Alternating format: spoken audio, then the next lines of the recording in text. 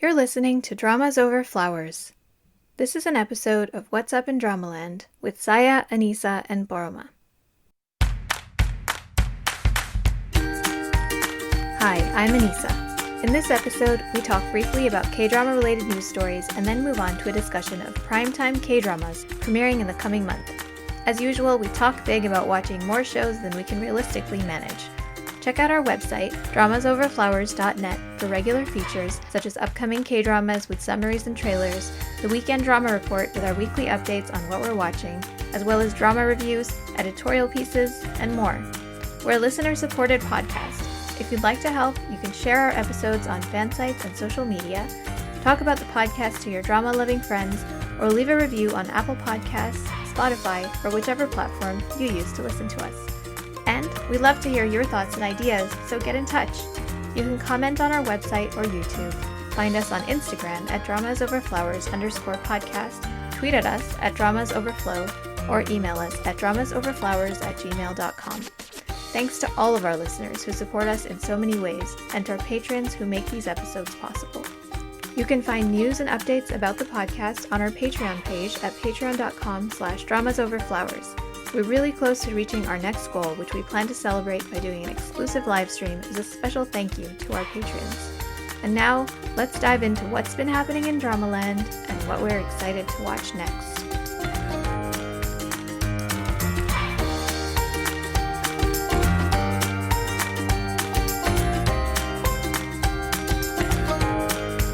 Hi everyone, this is Saya. This is Anissa. And this is Boroma.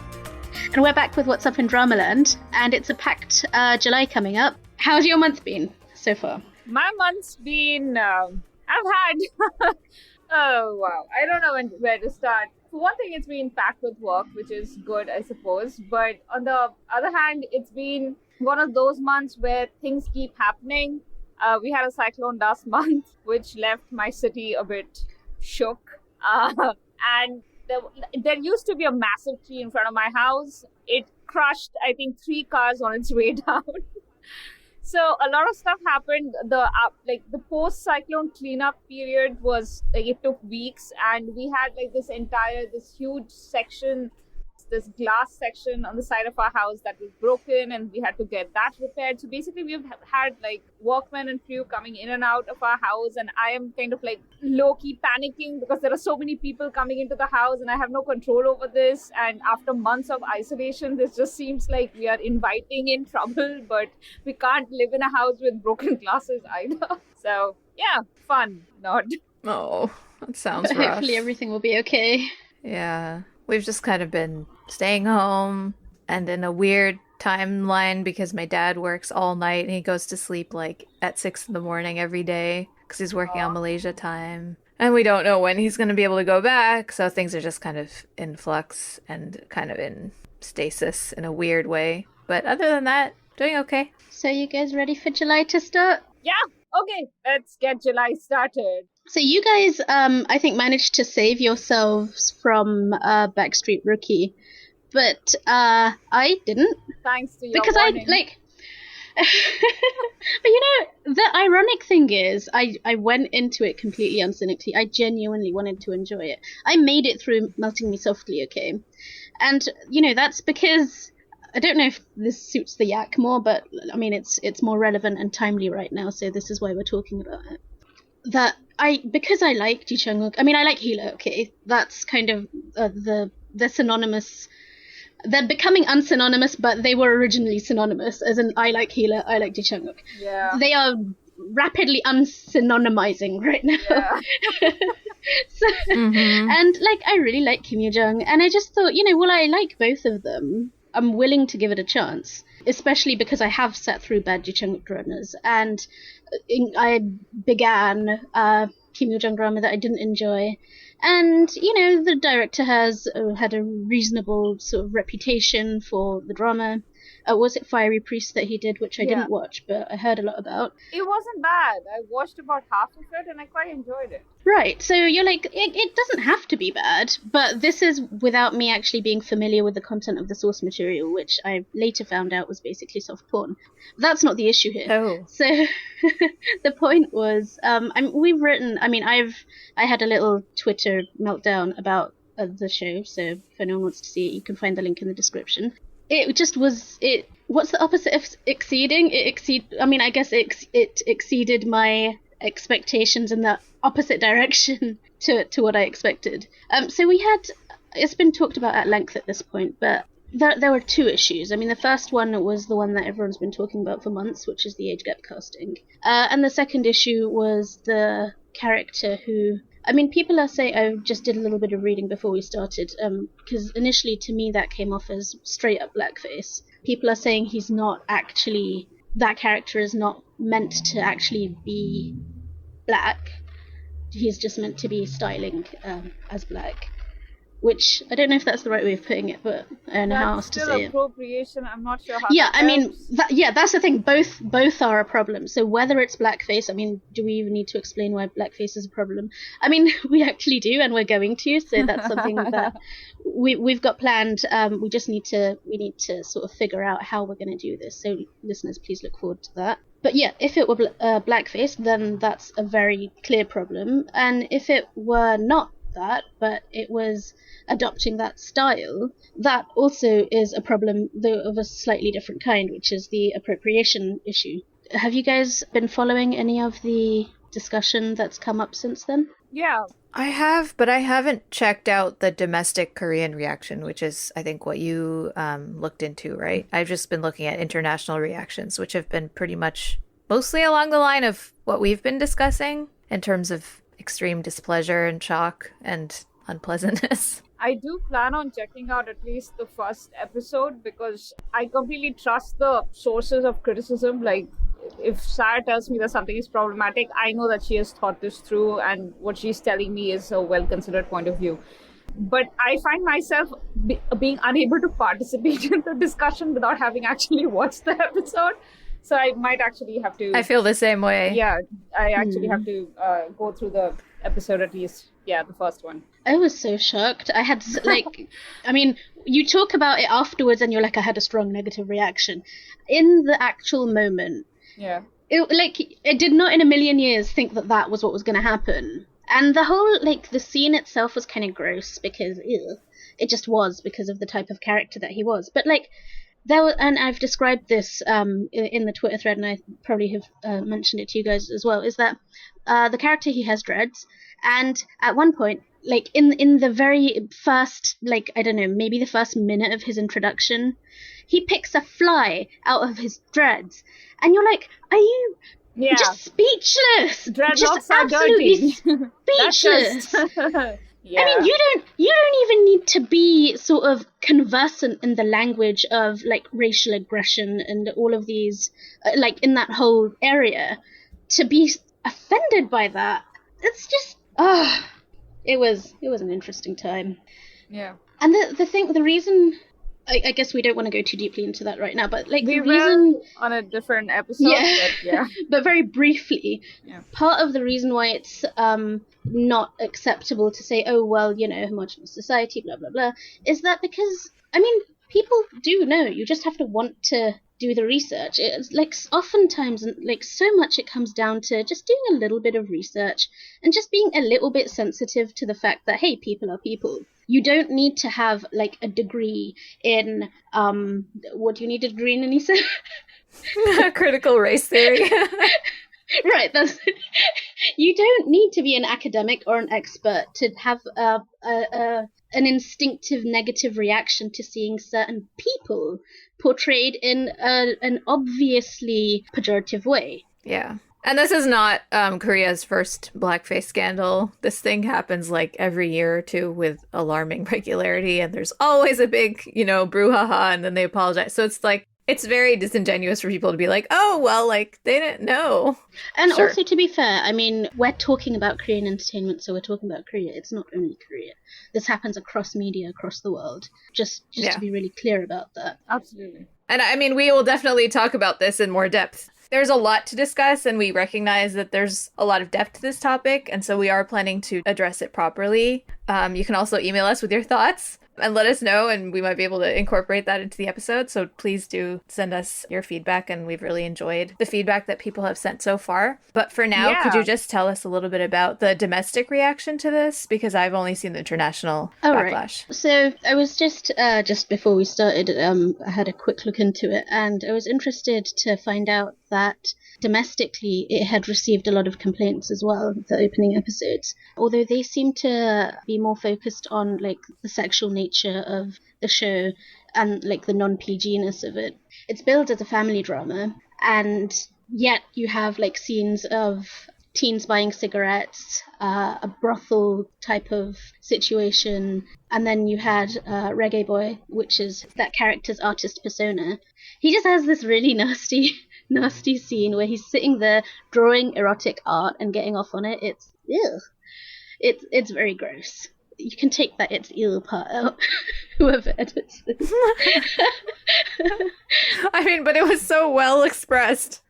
I just want to add here that Sarah just said that the source material of this has like soft porn elements and all of that stuff, and I'm personally, I have no judgment against it. The only issue that I have is that the show was the show was advertised as a rom-com. Yeah, I guess. Family drama, not even a rom-com, a family drama. A family drama, right. As in specifically a family drama, which is, you know... Exactly. So it which is what makes it a problem. In the trailers, it very clearly targets a certain kind of audience looking for a certain kind of drama. And drama producers, they have a very good idea of what elements to push to get their target audience.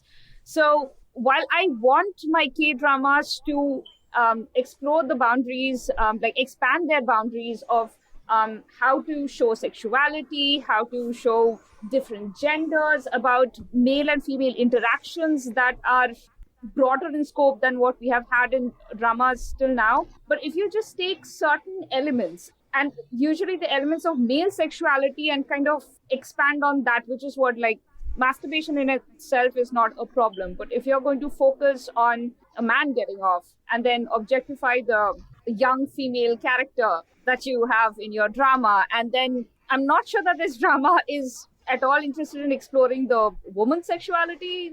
She forces a kiss on a man. I have seen that, and there seemed to be no concept of consent there. That is not how you show that a woman is quote unquote empowered. It seems to me that this drama decided, hey, we're going to be different, and then did the worst things with those differences. I have two notes to add to that. The first one being that the criticisms that the show received was precisely what you're saying, which is that viewers complained that it glorified male fantasies and it objectified female sexuality. And the other thing, again, I'm also not offering this as a judgment because, you know, people have different morals and that's their call. But the way the show, the reason that when I said it was gross, it is that the show goes out of its way to be gross, to make you have that reaction.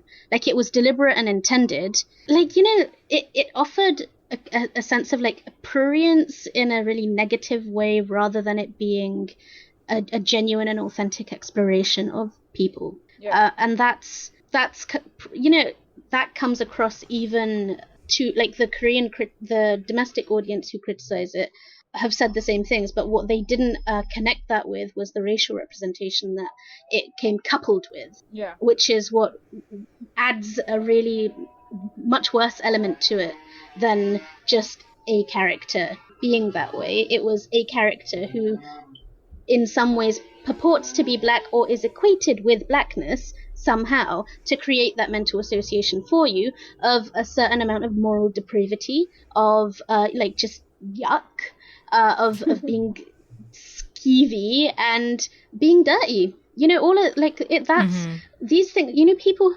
This is actually getting into a bigger discussion than perhaps we want it to be right now. Should we like pause this and save it? Yeah, I think we should, because we are getting pretty deep into this, and this does deserve its own episode. But just one line to finish, which is to say that people, like as viewers, we have to understand that the choices that are made in a show, literally every single moment and every single choice is a choice. It's a deliberate portrayal. Just like when you write a book, every word you actually have to write it. It's written by somebody somewhere. With a show, every one of those moments is a deliberate representation of what they want you to see. It's not an accident. None of it is an accident. It's a carefully orchestrated product. And to deny that, to say, oh, well, people do this in real life, or, you know, oh, you're going to tell me that a girl never likes a man who's much older, that's completely irrelevant, because that's not what we're talking about here. We're talking about the part where there's a deliberate choice to portray such and such a thing in such and such a way. And that's what's a problem. Very well said. I did not mean to go into that. I had pent-up rage. Was going to do like a 2-minute allusion to Backstreet Rookie. Yeah, so more on that later. But thanks for giving us that sort of overview, Saya. And having done that, we should also highlight the really good work that K-pop fandom has been doing for Black Lives Matter, and the way they've been taking over hashtags. Yeah. Good job, K-pop and fans. ruining rallies that shouldn't have been held to begin with. That made me so happy. And I was also kind of amused by all these American journalists who were like, oh my gosh, like K-pop fans are political. I'm like, really? Like, you really think that fandom is not political? And specifically this fandom that is like full of people who have explicitly decided to be a fan of something that is not in their culture and language. Anyway, that gave me a lot of joy. I think one of the things that I loved best about reporting on this was, I think it was one of the talk show hosts who were talking about how the fandom of this band called Kpop had been Oh, that's great. I think what I love most about this whole thing, well, I don't love everything about it because parts of it make me mad, but like consistently in the coverage of K-pop in American media, at least, and I think probably in Western media in general, has been this really kind of ugly dismissal of K-pop because its fans are mostly women or, you know, like queer, young, or like just not the fans that get respected and get space usually. A lot of them are people of color. So like all of a sudden, all of these, like a lot of them are white male reporters who are like, oh my gosh, like these K-pop fans that we've been talking about like they're trash actually did something pretty amazing. And they've been so shocked. And I'm just like so proud of K-pop fans. Like I know none of us are K-pop fans, but like y'all are great. Good for you. Just wanted to give you a shout out. That's true. And it should be pointed out that they've been doing this for a long time. It's not like they suddenly began doing this now. They've been doing this forever. It's like they're almost inextricably linked, you know, social justice and being a K-pop fan. They've done a lot of work in the past for like good causes and around like suicide awareness and mental health awareness. And like, it's true that they've been doing this work for a long time and they should be acknowledged for it. Yay, ARMY! not just ARMY, everyone. Everyone. The entire not K-pop just ARMY, fandom. Yes. The entire fandom of the band called K-pop. Yeah, yes, exactly. I've got one more thing which I think you guys, well, at least Borma will certainly enjoy, which is that Hotel del Luna has been picked up for a remake in a joint production between US's Skydance Television and Studio Dragon. No. The interesting thing about this is that Studio Dragon is going to be involved in the production on an equal footing with Skydance. So this is pretty exciting. Attached to write is Alison Shapka, who is the co-showrunner and executive producer of the second season of Altered Carbon. And it looks like she's got a pretty strong backlist on working sci-fi shows like Fringe, Alias, and other things. That sounds better than I'd expected. Yeah, it sounds like it's actually happening, and, you know, soon. Every time I hear about these adaptations, I get a little angry because it's, for one thing, as somebody pointed out, I think Anissa pointed out, was all these people have to do to watch this drama is just learn to read what's on the screen, because like subtitles are available widely for these. But also, it's that when they do adapt, they usually end up casting white actors for these characters. It's not like they're adapting an Asian thing and they'll have like Asian American actors playing. That rarely happens unless being Asian American is an intrinsic. But actually, no. What am I talking about? Iron Fist. That guy should have completely been Asian American. Was he? No, he wasn't. Nope. He was some redhead, a mediocre white guy. Yeah, Mhm. I don't know the name of, I can barely remember the face of. The point being that it would be kind of interesting if they adapted a Korean drama in America and they had Asian American actors play them. That would actually, I mean, I would still not really look forward to it, simply because, as Saya's face tells me, she probably thinks too, the context of Hotel Del Luna is so intrinsically Korean. Like, it's Asian. The myths in it, the belief system, the self-sacrifice that's involved in all of this stuff, all of these contemplative themes, I haven't seen them done very well in American. That doesn't seem to be one of the predominant. Go on, Saya. But we have had, I mean, when you put it that way, we have had shows, for example, like The Good Place, which it did break a little bit from the sort of Christian image of the afterlife. Agreed. A little. I mean, not entirely, but no, actually quite a lot. Quite a bit. I really enjoyed Which, The Good Place. Now that I think about it, the Good Place's concept of afterlife is not, obviously it's not at all the same as Hotel de Luna, but it does have some, like it can mesh. They sort of fit with each other. It might mesh. It's very deeply rooted in Western philosophy. The Good Place. That's true. I guess I'm thinking in the sense of the way the story is worked, rather than the specific particulars of the systems. Yeah. But the way the shows Right. worked and the way they portrayed it and the way they told it as a story of people trying to redeem themselves. For that matter, I think your Mystic Pop-Up Bar would probably be a better drama to compare with The Good Place. If you're talking about redemptive arcs, and looking at heaven, quote unquote, in a slightly different way, not exactly what you were expecting, and things are not exactly what you thought they were. It's, there are other dramas you can compare where the format also somewhat matches.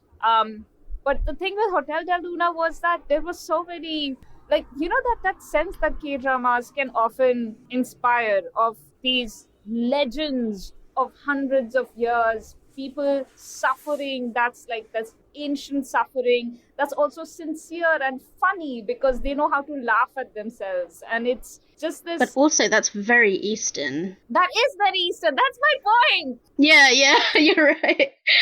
Yeah, so when you try to adapt this to an American drama, I worry that intrinsic sense of this thing that is awesome and awful, because the suffering is so long and so historied, and then the redemption comes in such a difficult and beautiful way. All of these things might get lost in translation. Yeah. And it's very hard for an American production to pull off that. And I feel like the two directions that this will either go in is that they'll completely make it into like a white story.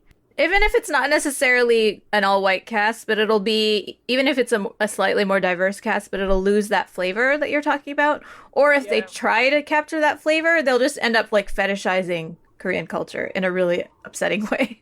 So I don't really know how they can do this. The only the American drama that I can think of that is somewhat comparable was this drama that was cancelled after a single season. I think it was called Forever. There was this dude who couldn't die. Every time he died, he got reincarnated. And he'd been living through centuries, and he's been completely alone. And that evoked somewhat similar feeling, but then it got cancelled after one season, so I have no faith in Americans anymore. This is why I hate American TV.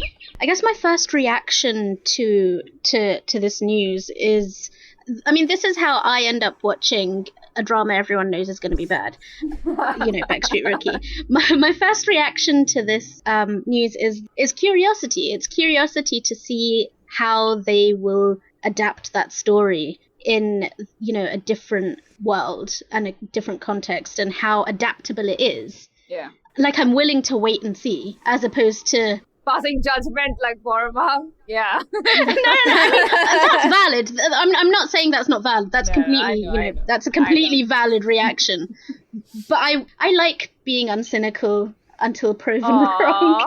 Though I don't enjoy being proven wrong. I would rather be As in proven wrong in a negative way. I'd rather be proven wrong in a kind of, hey, this was good. Shock. Yeah. I don't know. That's always nice. Bless you for your optimism. I'm just jaded. Well, you watch better dramas than I do also. She knows when to drop a drama when it's going bad, but as we keep watching, I think that's the root of it. We have a few quick headlines that we just wanted to cover. First, we have a reminder that there's a new travel show coming out on Netflix starring Lee Seung-gi and Jasper Liu? Sorry, I didn't recognize it. I was expecting to recognize him, and then I was like, I don't know who this dude is. But it's called Together, TWO, Together. And they're just going to be like traveling around to destinations suggested by fans. I saw the trailer. It's so cute. Sorry.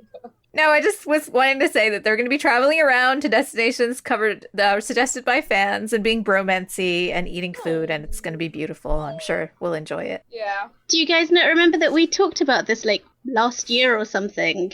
And back then they were like, oh, this is coming out soon, and now it's finally coming out, which is quite exciting. No, I have no memory of this whatsoever.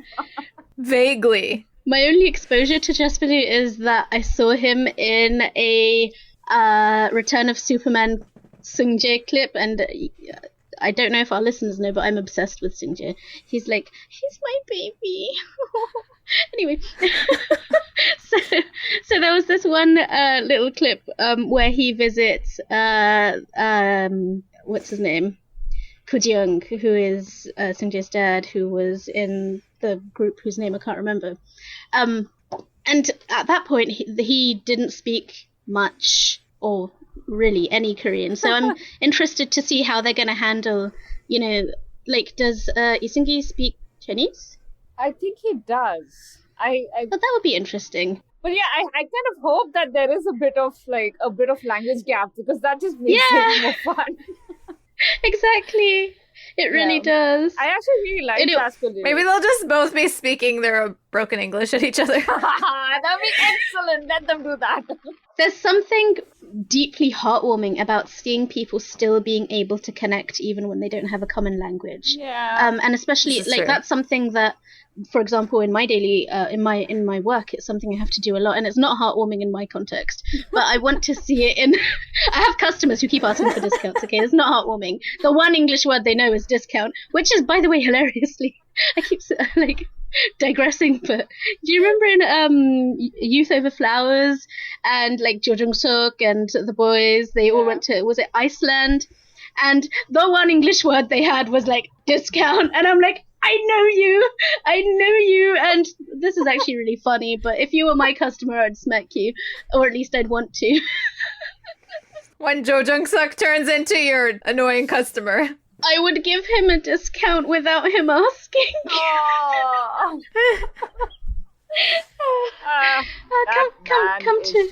Come to my shop. Okay, coming back to this, I know Jasper Liu, and I really like him. The two dramas that I've seen him, Triad Princess and Before We Get Married, he was excellent in both. His characters were slightly different.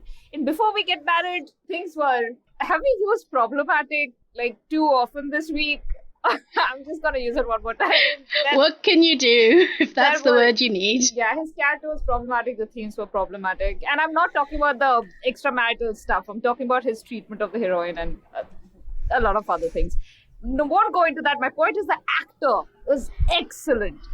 Seriously good stuff. So I'm going to always be looking for his projects. So, yeah. And he's super adorable. Oh, God, yeah. He's so cute. Such a cutie. Talking about cuties, though, some of them are going off to army, and some of them have already quietly gone. Why didn't anyone tell me? Yang Sejong has already gone to army. Oh, from Still 17? Oh, baby. Yeah. Why did nobody tell me he was that old? I thought he was 23 or something. I actually thought he was 13. I'm just not as interested in Yang Sejong as you are, so I didn't notice. This is fair. Is Woodawan going off to army? Because there is a rumor that he is. Yeah, he is. It's been confirmed. It's confirmed. He's going off in the first week of July. Wow. Not a happy birthday to us. No. That's sad. So for those who don't know who Woodawan is, he is that amazing bodyguard come Joan social Sub, worker. Joyoungi. Yeah, Joan Sub from The King, Eternal Monarch. And he basically stole the show. Everybody loves him, and people are kind of like crying their hearts out now that he's going off to army. I guess it's the best time for him to go. Yeah, I'm happy that he's leaving on such a high note because hopefully that means that when he comes back, he'll get a good role. You'll get like proper lead roles. Yeah, we have something to look forward to. Yay! Yes. Oh, which also Yang Sejong, Udahon did My Country Together, and I think Yang Sejong went right after that. Or not right after, but after that. So that was that big saga was it last year? Yeah. I think it was last year. Yeah. Wow, it's already been last year. Okay, I'm in the middle of watching that. You're watching My Country? Yeah, crazy. Well, I watched 2 episodes. It's one of the many dramas I'm in the middle of.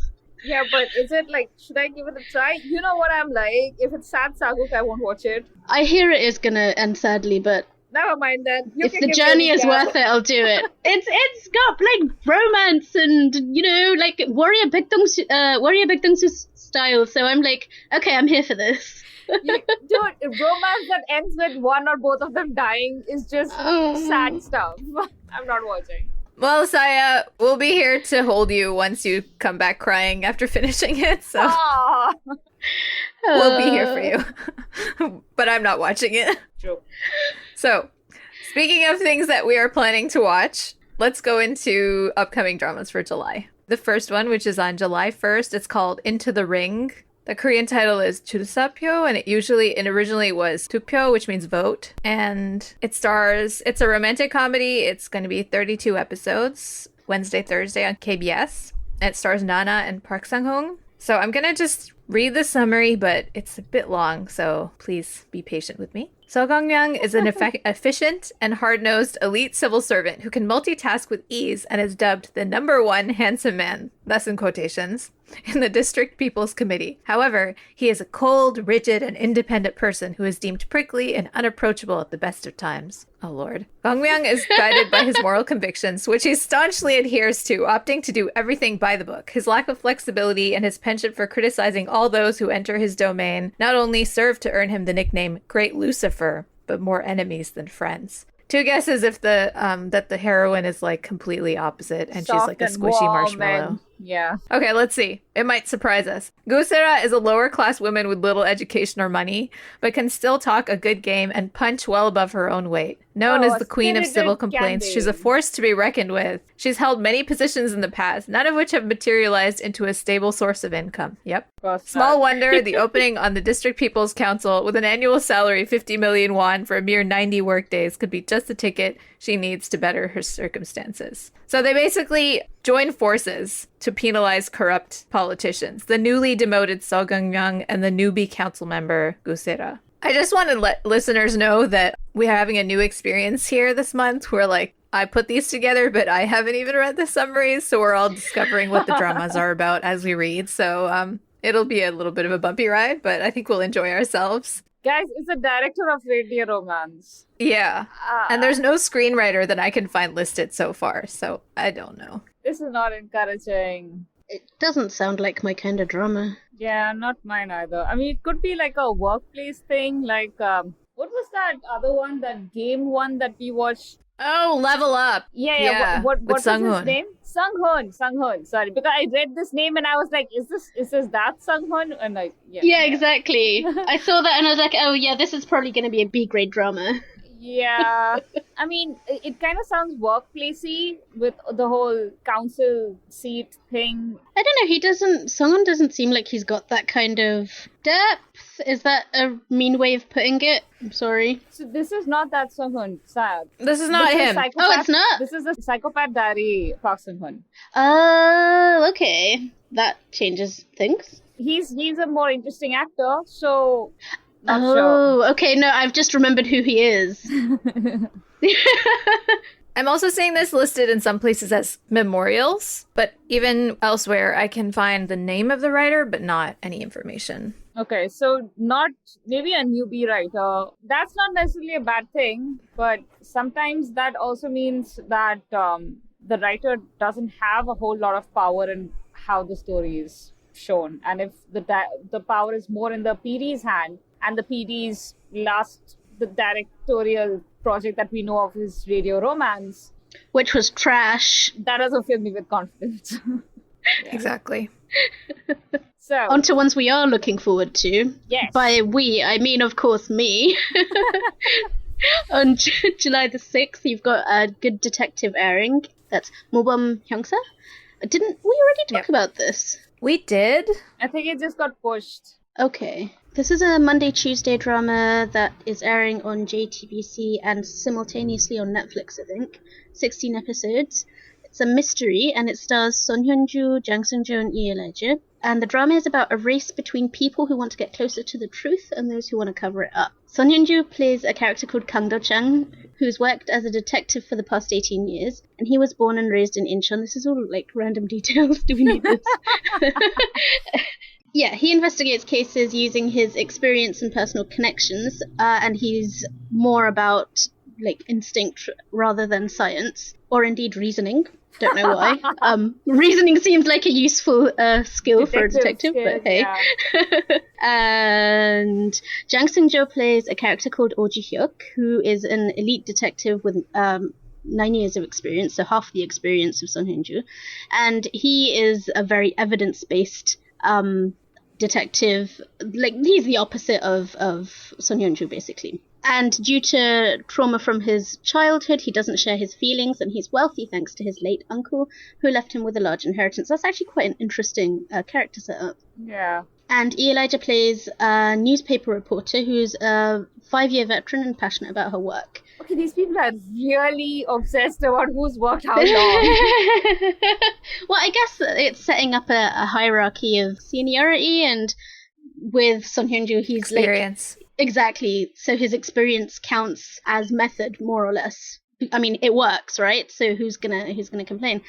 And this comes from the director of The Chaser, which also starred Son Hyun-ju. But I found that drama so boring I couldn't finish it. I don't know how a hostage/kidnap drama with a tense time element managed to be boring, but it was so dull.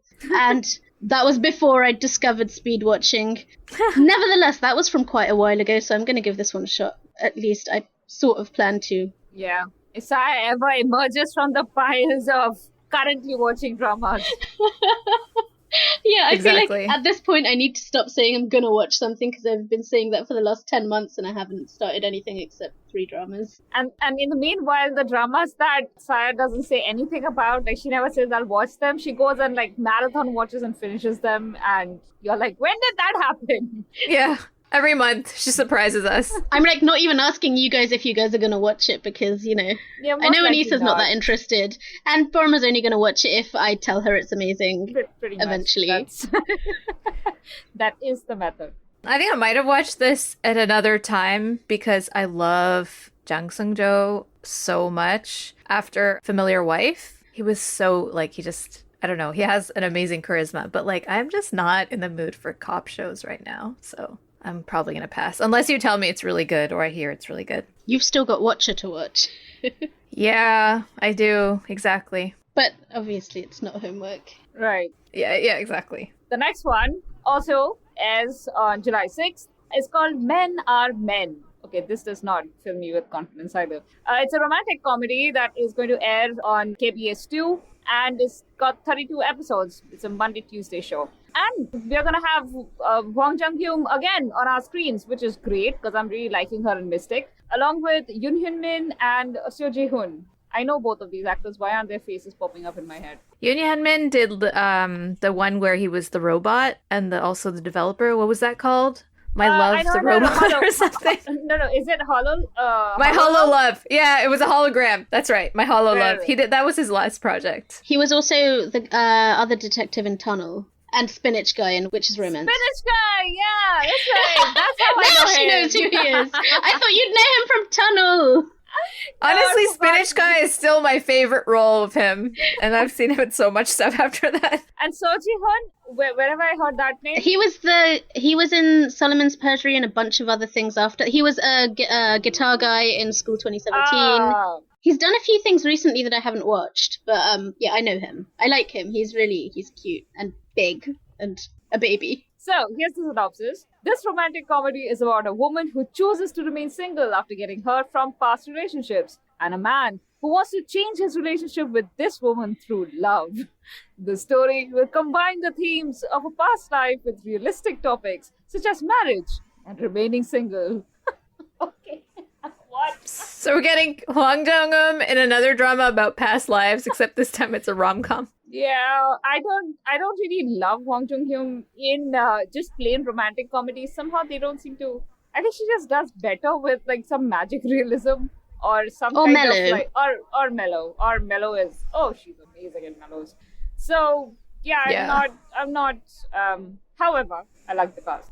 I think in rom-coms she tends to sort of go over the top a bit, which And become completely is airheaded. yeah. I mean, you've got those shows like was it what are they She called? was pretty. The Shiwon drama, yeah, that one, and the lucky one.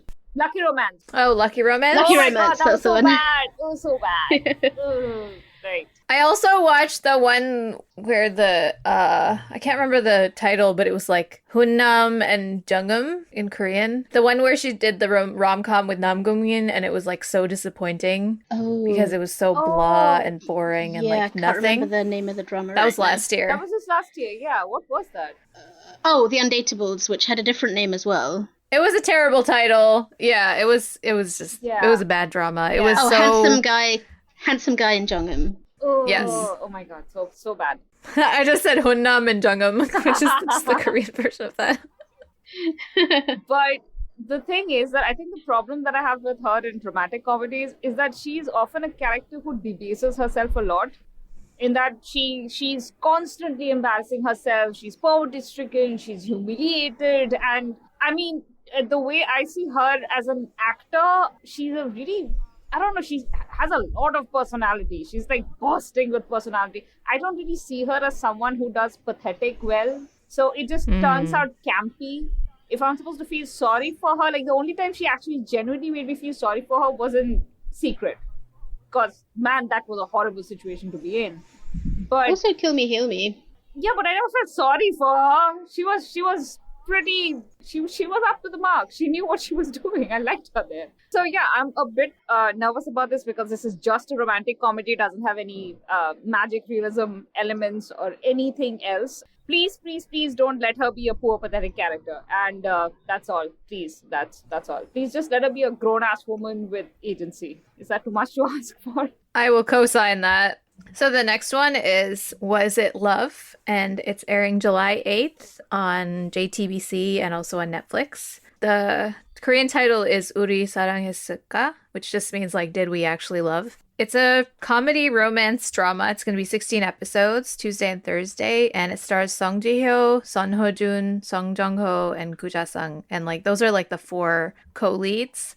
And so actually, this synopsis I have is very long, but I also have like a short Korean synopsis, which I'm going to translate for you in a second because it's kind of funny to me, but I'll just like basically give you the setup. All right. So it stars Song Ji-hyo. She has an ex-boyfriend who's a charming bad boy. Oh, and she's a single mom, a movie producer. She's very independent. She's been alone for 14 years. She's also like given up on romance, and then suddenly like there's men all around her and she has to decide what to do. And so one of them is her ex-boyfriend, who's a bad boy, charming bad boy, a novelist. And then there's an A-list actor who is pitiful even though he's great on paper. So he's like on paper, but then there's something else hiding underneath. Then there's cheerful and confident younger man education teacher. So the ex-boyfriend is Son Ho-jun. The actor is Song Jung-ho, I think. And the young physical education teacher is Gu Ja-sung. And then there's another A-list actress who is also in the mix.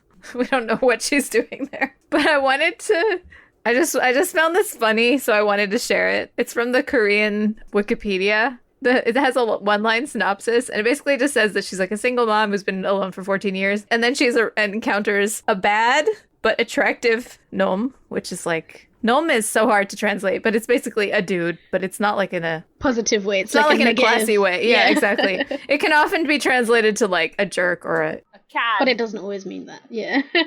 maybe a cat. Yeah, but there's a bad but attractive dude a pathetic but successful dude, a scary but sexy dude, and she has to decide what to do. I just love that summary so much, so I just needed to share that with y'all. Well, you can see they're going strong in on having clear concepts, right? Yeah, it's very stylized, but I feel like because they know so well who these types are, they might actually be able to do a good job. And the other thing that I wanted to share is there's not much information about the screenwriters that I could find, but this director did both Playful Kiss and Goong, so although I have my issues with Playful Kiss, I do feel like this director has a really great and colorful visual style. So although the cast is not super interesting to me, I feel like this could be good depending on how they execute it. Quite like Son Ho-jun, though. Yes, he's good. He's an actor with layers. He doesn't just sort of come in a what do you call it when they have one layer? One note? Right. He's not a multi-dimensional one-note actor. That's right. Yeah. Because he's also Go Back Spouses, which was quite a emotionally deep drama, so he's got the capacity to have a really good emotional range. I'm not really into Song Ji-hyo though as an actress. I find her quite uninteresting, and she tends to do quite typical roles as well. Yeah. Oh, and to clarify, I accidentally skipped one guy, so I made a mistake. There's not 3 dudes, there's 4. So Yeah, I was kind of wondering why it was a 4 against 1 romance, but there's 3 guys. Yeah, I made a mistake. Sorry. Can't keep track of all It's the boys. basically a reverse harem drama. If that's your thing, you'll enjoy it. I don't know. I might have evolved beyond the age for that, but then it also really, really depends on the execution. Are you gonna watch this, P? Me? Again, I don't know. I have to check out the trailer first. Honestly, probably not. There's so much I have to finish watching. This is not, unless something really, sparks joy in me. I'm not putting it on my list. I sometimes feel bad for our listeners. Yeah, we are so unenthusiastic. I think we've also had enough experiences where it sounds so great in the upcoming and the synopsis and the trailers, and then it's so bad, and then there are other dramas where oh, this is gonna be terrible, and then it ends up being really good, that we've just given up on trying to predict what's gonna happen. Exactly. We'll just wait till the first episode drops, and then we are all startled at how good this is, and then we'll be scrambling to start watching it. Yeah, I actually enjoy that experience, so let's just keep to that. There's also the, every so often in the cycle, there'll be one very heavy cycle where there's 10 premieres in a month, and you just we've had 14. You give up and you don't try any of them. Yeah. Or I guess maybe we've reached that point where, or I don't know about you guys, but I mean, I do know about you guys, but I'll let you speak for yourselves as opposed to trying to speak for you. I've reached that point where I have, there are so many dramas I have planned to watch, but there are so many dramas I'm in the middle of and I haven't sort of managed to finish watching, though I enjoy them. So at this point, I feel like I'm being disingenuous if I commit to watching something. Even, I might be interested in it, but I'm probably being dishonest if I say, yeah, I'm going to watch that. Apart from one of the things that is coming up this month. Which is The Good Which I most certainly right? will be. Yeah. No, you'll know when you get to it. Ah, okay. I was about to fight Anissa for doing this, but I'll let her do it and then jump in. All right, but next one's yours, Sarah. It is indeed. So the next thing is Graceful Friends, which is also known as Elegant Friends. I don't want to chance pronouncing this wrong, so perhaps, Anissa, you can do this one in the Korean title. Uahan 친구들. Literally just means elegant friends. Okay, cool. And this one premieres on July the 10th. It's a Friday-Saturday semi-weekend drama. 16 episodes on JTBC and Netflix. So it's another... Hey, they have a deal, don't they? JTBC and Netflix? I think so, yeah. Right. Which is why we're seeing all of these concurrent JTBC and Netflix dramas. So this is also a mystery, like the other one. Starring Yoo Jun-sang, Song Yoona, Bae Soo-bin, Hamda, Kim Sung-ho. These are names I haven't heard for a long time. And Kim Hae-in. It's quite a big cast. Yeah, just to note that these are all listed as main cast, and there's 4 other veteran actors in the main cast, but I was just got tired of writing their names, and we don't really recognize them that much anyway, so yeah. I just wanted to express the Sky Castle-esque casting of this, which if you look at the posters too, it's very Sky Castle-y looking. So it's basically an ensemble cast drama. Yeah, it sounds Sky Castle as well. So the story takes place in the wake of a murder case against the backdrop of a town largely inhabited by couples in their 40s, which explains the cast and why you haven't heard these names for a while, because they've kind of graduated from your standard male leads or second leads into the older actorhood. But yeah, sorry, go on, P. I'm just saying that if it's a town largely inhabited by couples in their 40s, then it seems to be one of those, at least the main assumption for me would be like this is one of those middle class, upper middle class, like those really wealthy neighborhoods where you have like people settling in once they can buy big properties and houses there. And you can also imagine that how like a potentially shady setup that is too, because people in their 40s are sketchy, right?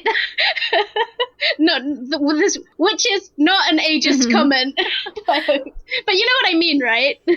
They have like an evolved capacity for complexity that you don't necessarily get with like younger characters. They've had longer to plot.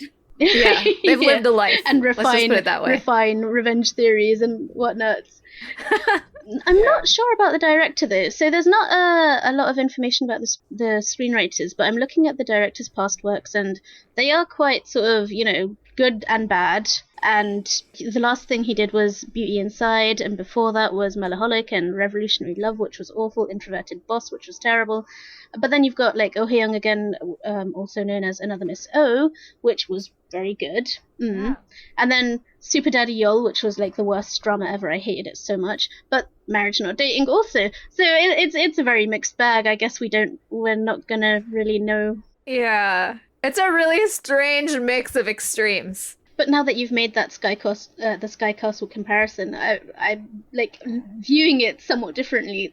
This could actually be really interesting. I might check this out one day in 2024. Put a pin in it. Come back in 4 years.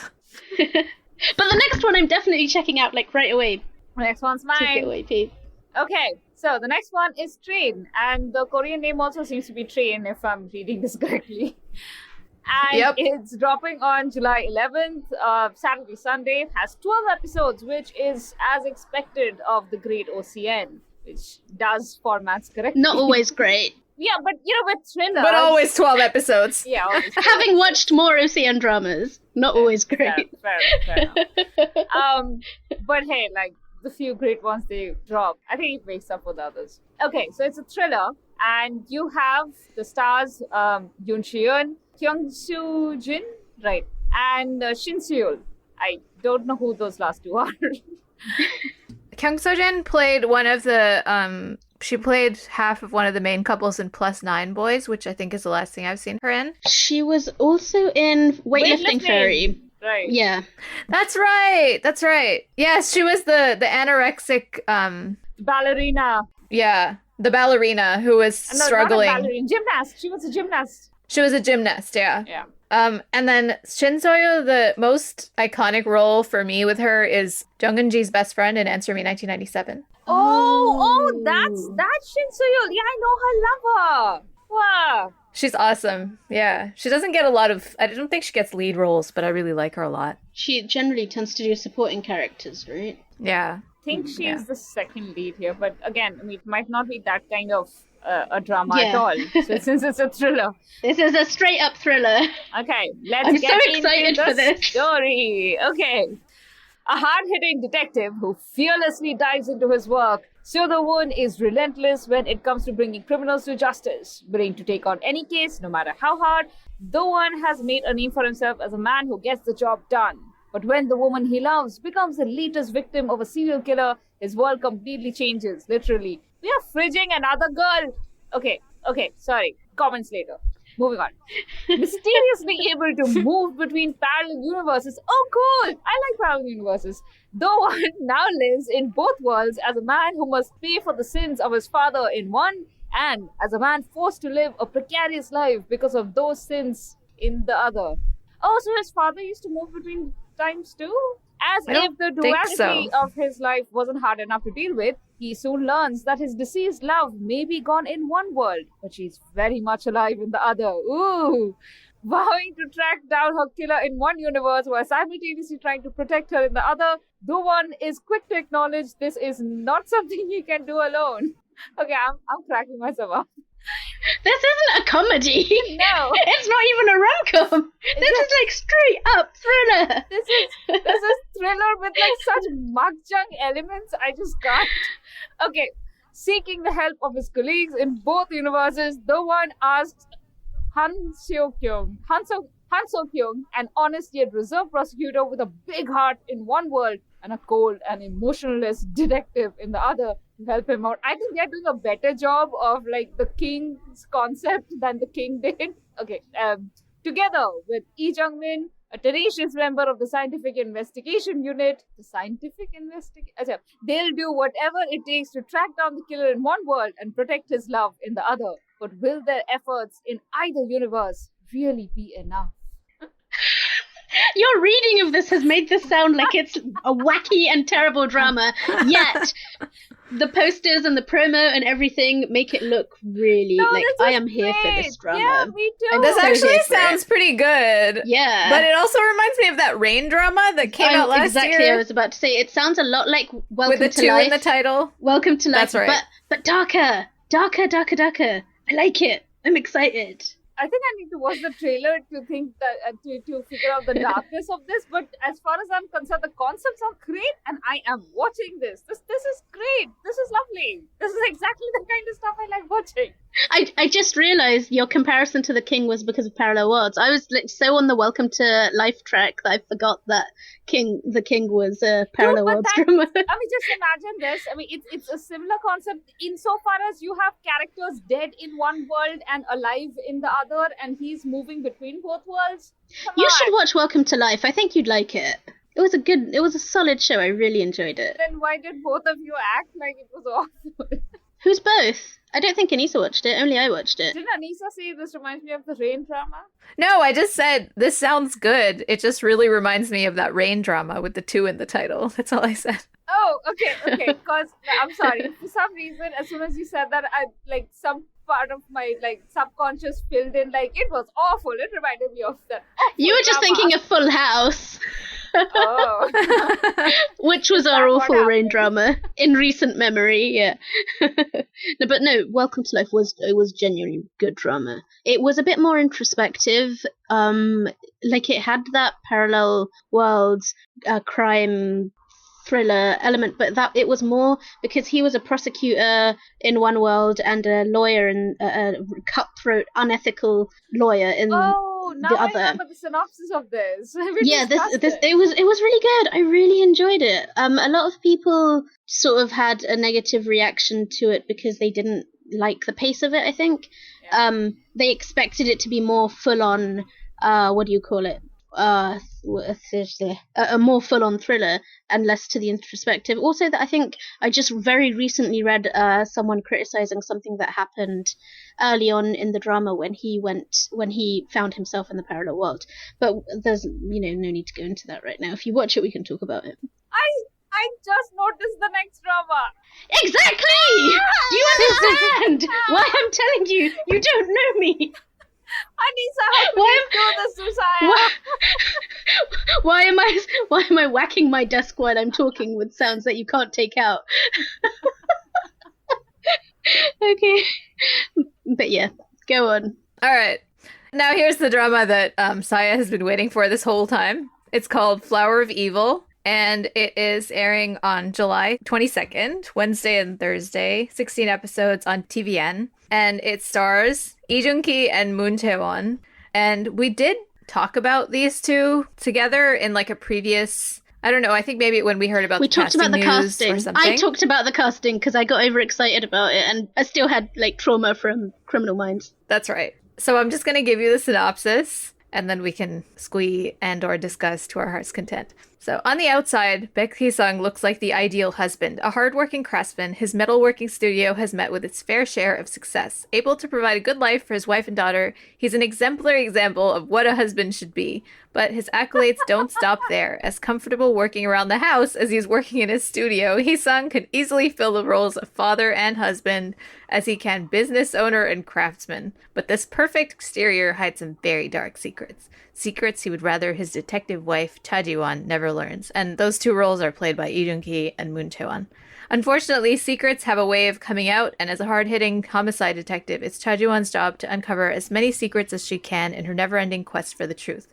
With an insatiable curiosity and an unwavering determination to solve even the hardest cases, Ji-won lives for her work. Thriving on the excitement of unraveling mysteries and the high that comes from bringing criminals to justice, Ji-won is always searching for the next clue. But when she takes on a particularly cruel case, she starts down a dark path that could crumble the very foundations of her happy life. Determined to bring this evil psychopath to justice, she dives ever deeper into this case, only to find that the criminal she's been chasing may have been standing next to her all along. So her husband's a serial killer? Apparently, I guess the conflict is he might be one, but she doesn't know, but now she has to suspect him. But you know how much more interesting would it be if he is a psychopath, but not necessarily a killer, and that he's, I don't know. Like, I Remember You? No, I mean, yeah, somewhat, because there are levels to, it's not like a psychopath is an absolute thing. You can have a lack of empathy and teach yourself how to be empathetic, how to, how to behave, and how to process your own emotions so that you know what you're feeling towards somebody and how to act on those feelings. You can teach yourself these things. I don't expect dramas to delve into anything that complex, but how wonderful would it be if it does? I mean, I feel like I Remember You did a good job with that. Yeah, it kind of did. It's true. It did. Much better job than most dramas would. I keep thinking of He's Psychometric as like my great disappointment.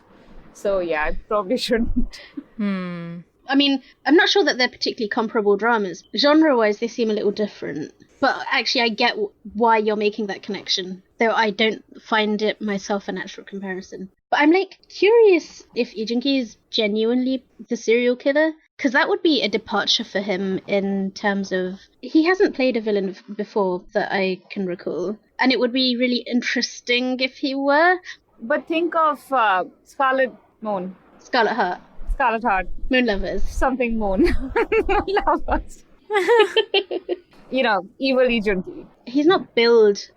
Actually, you're right. He beheads his horse in the very first episode. That's evil. Oh, why do I not remember that? I didn't watch that. That's terrible. Yeah, that is pretty evil. Oh. Animal killing is like textbook psychopath signaling. Yeah, no character ever comes back from that for me. But you watched the whole drama. I watched the whole drama. Oh gosh. I also feel like we were talking about like how we choose dramas and how like whether we're optimistic about dramas. I think my habit of waiting until like 4 or 6 episodes are out and watching people's reactions also saves me from a lot of bad dramas. But it's partly just I've been burned by too many in the past, so I just like wait for other people to try it on my behalf. And then if enough people say they don't like it, I just don't. But I mean, I'm sure I missed some really good shows because of that too. So it's a mixed. I like the pairing. I shoehorned it into the last episode we talked about it in because I just had to get it off my chest. But like in Criminal Minds, which was done really poorly, it was a procedural without having, like the point of procedurals is that you have like a core team that develops together and the relationships between them develop over the course of the case of the week and stuff. And the problem with Criminal Minds is that it didn't have that. It was very case focused, and the show had a lot of problems, and I've written many words on it if anyone ever wants to see them. The recaps are on Drama Beans, and it was the one recapping experience that I resented every minute of because I hated the show so much. But what they had is like the few moments that you got to actually experience the two of them working closely together, it was good. So I think the chemistry will be good. It's just up to the story and the directing now. And the thing again with like Moon Chae-won is that she can be quite uninteresting without a good director. What do we know about the director of this? What we know is that I got tired by the end of writing these. Hold and on, I forgot I'm just to put in like I'm looking at notes and genre and things like that. So okay, but the director is super promising because this is the director of Mother, of Chicago Typewriter, of Confession, On the Way to the Airport. So I'm hoping this will work out I really like Chicago Typewriter. I hope it's a worthy drama, man, because this director is excellent. I think it would be partly because the director seems to be great, and also just something tells me that Lee Joon-ki could really shine in a role like this, where he's like trying to keep a secret. We don't know what the secret is. Is he a psychopath? Is he not? What are the clues? I mean, I think this could actually be pretty good. He's really good at doing that sort of moral ambiguity, which he hasn't had as much chance to show that side of his character. I think we like to see him as a hero. But for example, if you think of him in 2 weeks, and in Moon Lovers, he definitely has a darkness that he can tap. But at the same time, like in this show, this was the one show that I properly looked up before we started. So I watched this 10-minute interview that he did with Moon Cheon. And in this show, their parents, like the two of them, have a child, and they're a married couple, and which just adds another layer to like the relationship, which is. And the last time we saw him as a father was in 2 weeks, but that was not as a sort of father on a day-to-day, not on a day-to-day realities of fatherhood kind of basis. So this is, I'm really excited for this. Yeah. This is one I can say without any kind of disingenuity. I'm definitely planning I have seen to watch. a teaser of this because Instagram browsing is like something I just do on a daily basis now, and pops up. I follow TVN. And it's got a very a quietly creepy vibe. It's a bit disturbing. Nothing much happens. It's just Moon Cheon and Lee Joon-ki's them kind of just speaking a bit. I think reciting a poem or something. I'm not the layers sure. of subtext, right? Yeah, it's a bit disturbing, a bit creepy, and I kind of, which is why I sort of in the back of my mind I remembered Flower of Evil. So yeah, I'm kind of I think this and Train. I think I'm probably gonna watch these two. I love that the woman is the detective, and her role is kind of driving the story. Like, he's sitting in place doing whatever he's doing, whether it's dark or perfect or whatever, living his life.